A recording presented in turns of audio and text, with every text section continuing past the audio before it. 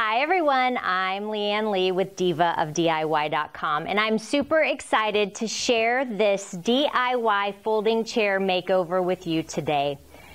I'm not gonna lie, these are my chairs, and I'm super embarrassed by them.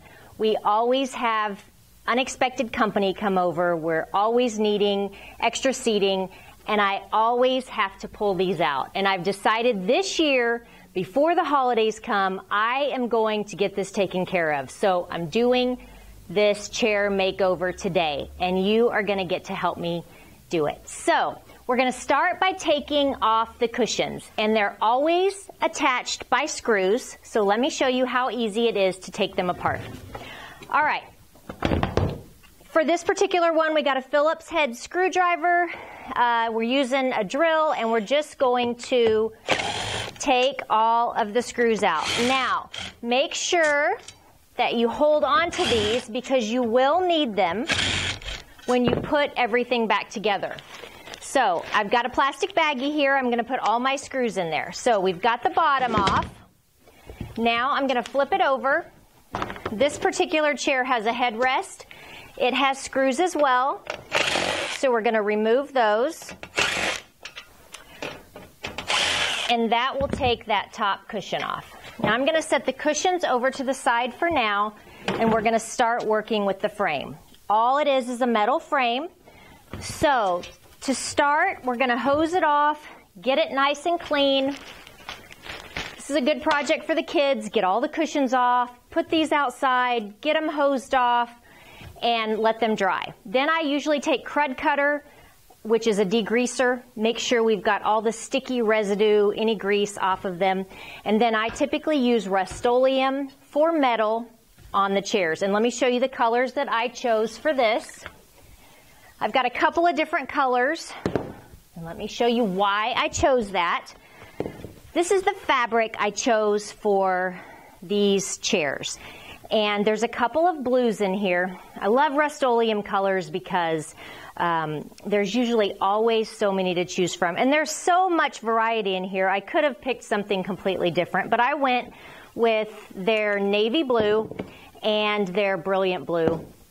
Both in gloss because I like the gloss for the ability to clean it very well. So I did 2 coats of, for this particular chair, 2 coats of the brilliant blue gloss, let it dry, and then I was ready to put the cushions back on. So we're going to work on those. We're going to assume that I spray painted this. You all know how to do that, but I want to give you a couple of tips first. First tip, if you see any rust that is exposed, I like to use a product called shellac, and they make that in a spray can. You can just put, it's clear, and you can just put a small spray of shellac on there, and that will seal off the rust from penetrating through to the paint. So that's a great tip for stopping rust. The second thing is, if you spray from the bottom, shake it up really well and always spray from the bottom to the top. It keeps drips from forming. A guy that used to work at an auto body shop that used to spray cars taught me that a long time ago because I'm a paint contractor, and he said, "Hey little darling, if you'll start from the bottom and work your way up, you'll never have drips." And I kind of blew it off, and then I tried it, and it is so true. So start at the bottom, light even strokes, work your way to the top, and what happens is the paint starts to dry and it doesn't allow any sagging. So there's your tip for the day. Okay, so we've done that. We're going to assume that through the magic of video, we have a brilliant blue chair. I'm going to put that away, and I'm going to show you how easy it is to recover the chair. So, for starters, you're going to remove the old fabric. Now, I know a lot of people will just go over what they already have. I'm not a firm believer in that because I want to make sure that there's no problems with the original piece that I have. And especially if you're buying chairs from a garage sale or a thrift store and you don't know where they've been, you just don't know what's underneath. So go ahead and rip all of the stuff out, okay? And then once you've done that, you're going to pull off all of the old fabric. And what it will expose when you do that is the cushion. And then all you want to do is make sure that the foam itself is good. I always do a smell check. Make sure there's no feces smell or cat urine, anything like that on it. And if it is good, then you're ready to go. So we would do that piece, and then here's the headrest. Same thing. Just pull that off, and you will find a cushion underneath. So I'm going to set those off to the side, and then I have already cut my pieces for my chair. So here's my piece. My cushion is intact. Everything is good. I'm laying it down. Always make sure that you cut more fabric than you need, because it's so much better to have to staple it when you pull it tight, have something to hold on to, staple it, and then trim off the excess than it is to try and stretch something that's not there. So for this particular pattern, you see how there's kind of a big pattern here. You have to make sure, or I wanted to make sure, that I got the cushion right in the middle of the pattern, which falls right here. Okay, so then it's just a matter of pulling. I'm using a staple gun, pulling it tight, and staple. Pull it and staple. Pull it and staple. You just have to make sure that you leave those screws exposed so that you'll be able to screw it back in the frame when you're done. All right, and I usually do the edges first and then come back and do the corners last. That is just the way I do it. So then I'm going to pull it really tight on this side. I'm not sure if they make an electric staple gun, but this is not difficult at all. It's actually a little bit therapeutic. All right, and then I come over here, pull it tight. If there's somebody you don't like, just act like it's their head. All right, or you're just frustrated, you've had a bad day, just take it out on the staple gun.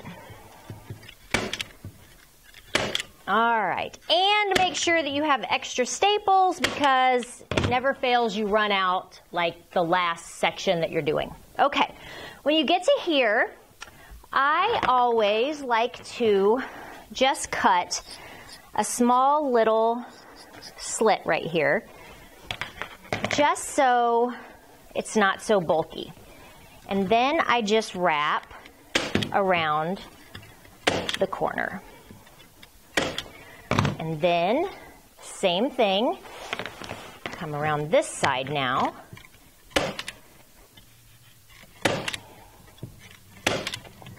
All right, so let me show you how pretty that makes that corner right there. And that really is the key. I'm going to show you one more corner. Is by doing the sides, you're leaving this point right here. Just cut right down the center. Don't go all the way to the edge. Leave about an inch here. And then take one of the sides and pull it tight. Then come over and pull the other side tight.